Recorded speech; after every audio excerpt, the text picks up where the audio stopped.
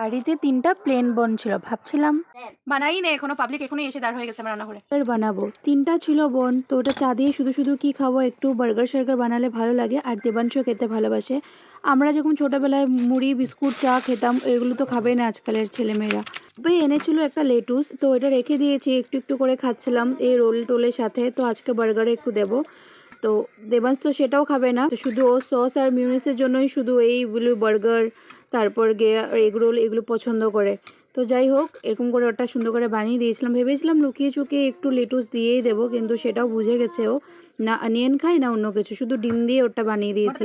যখনই ভাবি আমি সুন্দর করে আজকে একটা ব্রেকফাস্ট বানাবো বা বিকালে টিফিনটা বানাবো, তখন আমার হয়ই না। কিন্তু হঠাৎ করে যদি কোনো কিছু বানাতে যাই তখন চট করেই হয়ে যায়।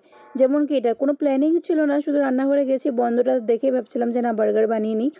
শুধু আমি সেই আলুর শুধু আমি আর আলু টিক্কাটা ঝামেলা করতে যাইনি, কারণ কি আলু টিক্কা বানাতে গেলে এখন আমার প্রেশার কুকারের মধ্যে আলু বয়েল করতে লাগে, আর সেটাতে আরও 8টা 9টা বেজে যাবে, তখন আর খেয়ে ভালো লাগে না।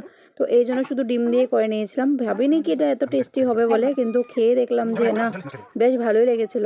তো ভাবছিলাম যে আরেকবার ট্রাই করবো, আরেকদিন এনে একটু বড় বড় সাইজের বনটা আনবো।